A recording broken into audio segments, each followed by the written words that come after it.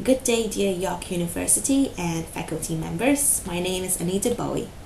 Thank you very much for giving me this presentation opportunity where I get to talk to you about three main things.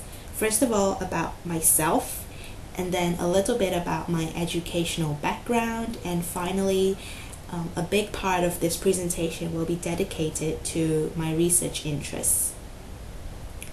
Firstly, let me tell you about my life goal.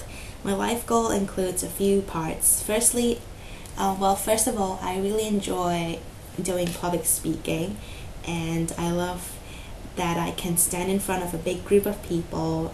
I may not necessarily know them, but I can communicate through spoken language and body movements as well. And together with public speaking, I enjoy doing scientific research and scientific writing. So my life goal is to be able to bring understanding of the latest human resource management theories through my teaching, with the use of public speaking, of course, to solve human resource management challenges. Okay, so firstly, I am a Canadian, and I was born in a humble fishing village in St. John's, Newfoundland, and that was in 1990. Well, I come from a family that enjoys challenges in a way that we seek out for adventures, and we are always on the move. And when I say always, we are practically always on the move from country to country. And we tend to see ourselves like salmon swimming upstream towards our goals and to find adventure. I have a very global mindset, mainly because of my background in traveling and in moving a lot. So after living in Canada for only about 8 months of my life, my family moved to Singapore, and that's where they settled down. But soon after, we moved to Australia, and we were there for a year, after which we moved to Malaysia. And Malaysia was the longest period of time that I have actually stayed within one country, and that is 6 years. So 6 years we were in Kuala Lumpur, the capital of Malaysia. And during the 6 years, I was in a British international school where I got to meet all kinds of unique individuals. When I say unique, I mean all kinds of people from different cultures, languages, and it was such a great time for me to learn about what there is to this world that I have yet to explore for myself. And I learned that everyone have their own story to tell, and that I can learn from everyone that I meet. And like I said, I was in an international school, and the name of the school is the Alice Smith School, and I was there and I did very well for my secondary school education. I have a grade of 10 A's and a B for French, but I have 10 A's. So I managed to move on into my bachelor's degree very quickly. So I was 16 when I started my bachelor's degree. I was actually studying first in Singapore, and then I did my last year of the undergraduate degree in Buffalo, New York in United States, which is only just 2 hours drive away from Toronto. So my choice of going to the US to study was to broaden my worldview, and I knew that from the US I could go to any other country with ease and having a lot more knowledge with me after studying there. So I did my bachelor's degree in communication with a minor in international business, and what I was able to do there was I was conducting a study on how market research is done in Buffalo, how it is done in this local area, and what do market research companies do to gather new ways of market research, and to gather people who help them out with these research and their research subjects. And I know that I have said research many times, but it is because my my research career really started off in this point of time where I got to really engage myself in doing these professional studies. Excuse me. And while I was in my excuse me. While I was in my undergraduate days, I was very active in a few of the student clubs. In Singapore, I was the president of the Toastmasters Club in the university, and Toastmasters Club is a public speaking club. And in this club, we had about 30 active members with 7 exco members. And to be able to lead them as a team, I was able to learn so much about leadership skills and people management. And after that, well, I was in 10 a.m. Communication, which is an advertising agency in Singapore. I was an intern with this company, and I was acting as the client service representative, whereby I would go out to meet clients and bring back what the client requirements are for the creative side of the advertising agency.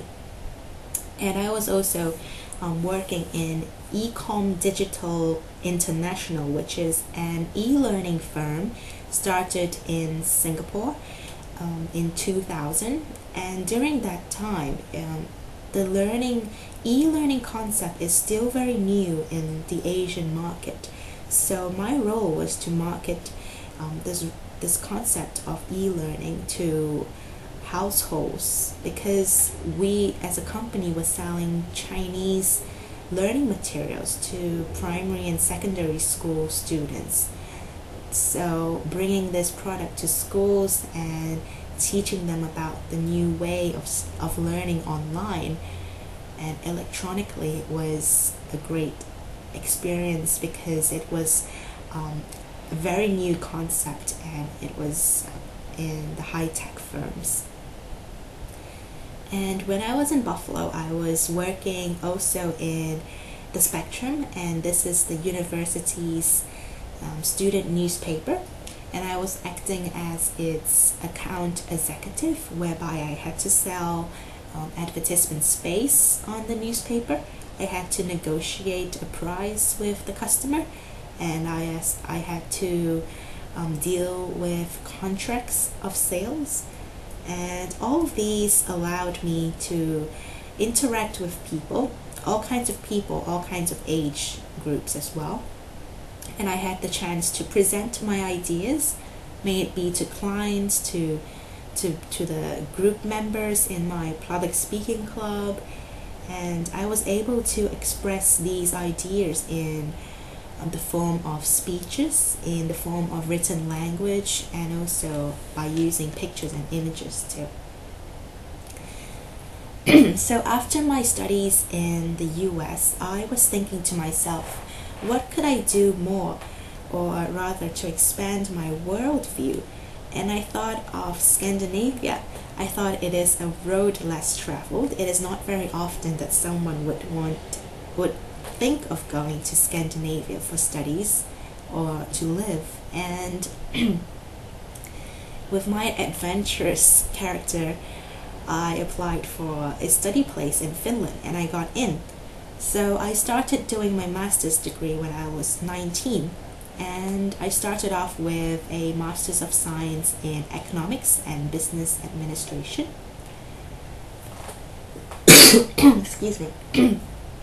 My goal or rather the main attraction for me to go to Finland to study was their innovative nature and innovative culture, which attracted me there to see what it is that allows them to have such high-tech companies and such growth in these companies despite having such a small population.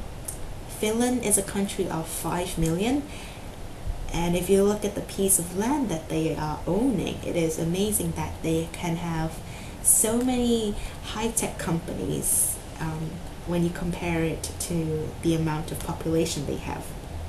When I was in this master's program, I did a study or a research in a specific bond global firm in Finland. I wouldn't mention the name because it was part of the deal to not mention the name. And also, this research was done by conducting 7 face-to-face interviews with its directors and vice president. And in this study, I managed to learn about the relationship between organizational culture and knowledge sharing. So how would this firm's organizational culture affect its knowledge sharing? Knowledge sharing in terms of how employees receive information, how they use this information, and how they would implement it further in their work life. And specifically, I studied this organizational culture of a bond global firm. In Finland, many firms grew from a bond global structure, meaning that they are internationalized within 3 years of its establishment. So after 3 years, these companies would have gone abroad.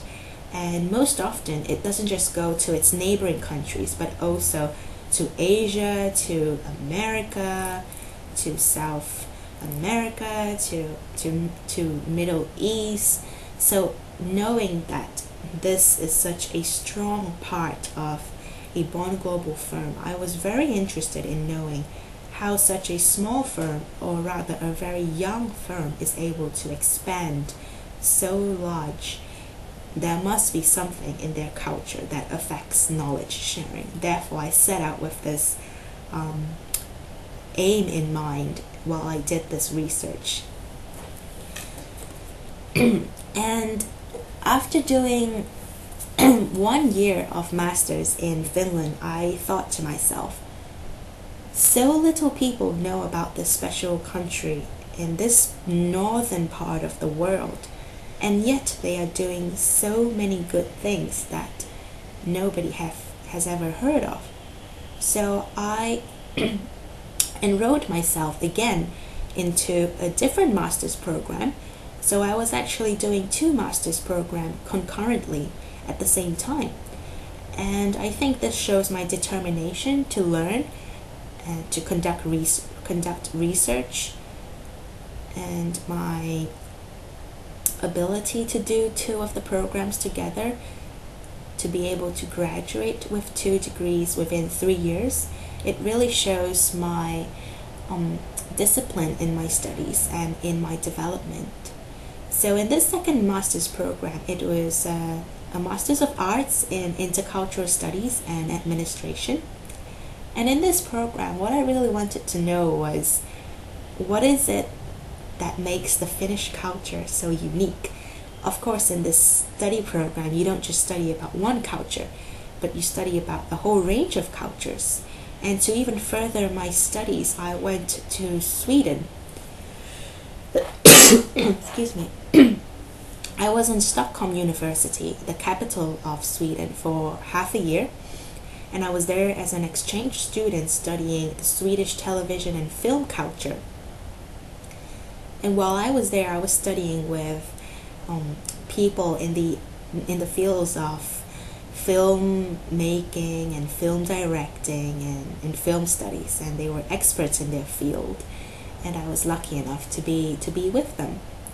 And it really opened my eyes to the method of multimodal analysis, meaning that you would study different modes of communication at the same time. For example, in a movie, in a film, you would see that the costumes of the characters tells you something about the specific character, and also the lighting affects the mood of the scene, and the music too, and also the words that they speak. The characters speak differently, and the tones they use to speak, and so on and so forth. So all these are different modes of communication, and this really led me to conduct my research in a multimodal analysis of the BRIC countries' business websites. So the BRIC countries meaning Brazil, Russia, India, and China.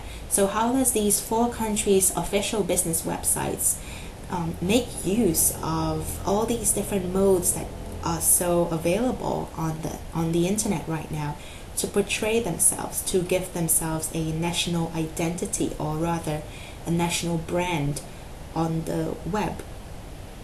So in this research, I found that actually, interestingly, national culture doesn't really have such a big effect as I was expecting on how countries would present themselves online. And it was a great finding, and I was very proud that I was able to do so, that I can find something in my research that would be something that I couldn't possibly think of.